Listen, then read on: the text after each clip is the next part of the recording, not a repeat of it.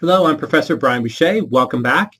One more video this week on ratio analysis where we're going to look at ratios for the 3M company, the company whose financial statements we've been following along this whole course.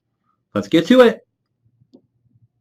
So here we are at 3M's financial statements. So there's a couple ways we could do the ratios. We could take all the numbers in the income statement and in the balance sheet that we need, and also from the cash flow statement, put them in a spreadsheet or put them in our calculator and calculate the ratios.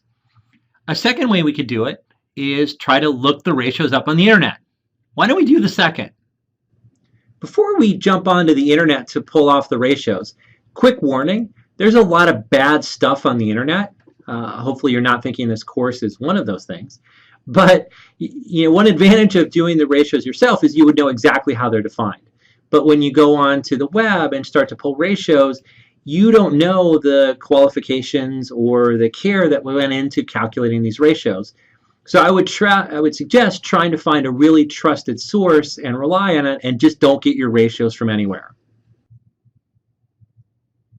So one of the best sources on the web that I found to get ratios is Morningstar, because they give you a long time series of ratios that you can use. So if we look at 3M Company's page, there's some summary financial information and then key ratios. So we've got right here return on equity. So that's our starting point in the DuPont formula. You notice it's sort of been going down the last few years slightly. We can look at the components. Here's financial leverage going down, so they're becoming less levered over time. Return on assets, up and then down again, so a little bit more volatility with return on assets.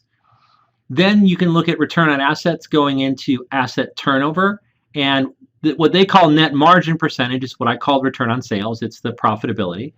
And you can see the profitability up and then sort of down again, which is tracking what we saw with ROA. And asset turnover has been up and down as well. What we really need is to find 3 or 4 of 3M's closest competitors and then compare these ratios to the competitors to see whether these trends are specific to 3M or whether there's some kind of industry effect that's going on. But based on my knowledge of the industry, these are still pretty healthy ROE and ROA numbers. And then above we have the profit margin breakdown. So we have gross margin, which is really high, almost 50%. SG&A to sales, which has been fairly flat, and operating margin. We also get R&D to sales, since it is a company that does R&D. And so we get to see the margin, the profitability margin ratios as well. In case you're wondering, the TTM column on the far right, that stands for trailing 12 months. So that's the last 12 months to date. Then there's a tab for some growth percentages. So this is just year-on-year, 3-year average, 5-year average, 10-year average growth in revenue, operating income, net income, earnings per share. Similar numbers for growth in cash flow.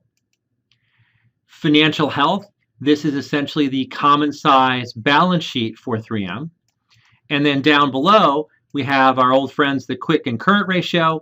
3M is in really good shape, current ratio above 2, quick ratio above 1.3, 1.4. Financial leverage, which we saw earlier, and then a more traditional debt to equity ratio. Looks like 3M is not a very risky company, not very highly levered. Then there's efficiency ratios.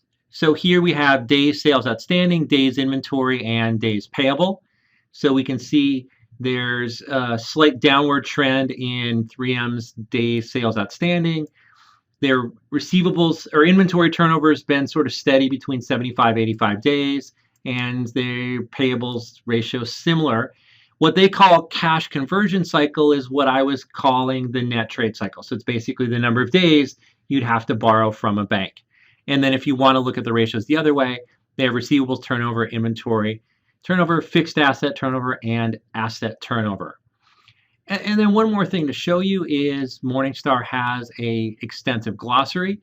So if you don't know what any of these terms are, like one ratio we didn't talk about is return on invested capital. That's net income divided by stockholders' equity plus long-term debt and capital leases, short-term debt, capital leases. So basically, It's like ROE, except it also adds debt into the denominator. So you could just pull the ratios from a source like this, pull them from 3 or 4 competitors, and then do the comparisons. You don't have to use your own calculator or spreadsheet to calculate all these ratios. And that's a wrap for our look at ratio analysis this week. Now it's time for you to move on and take the mid-course exam. Good luck, and I'll see you on the other side where we'll talk about long-term assets, both tangible and intangible. I'll see you then.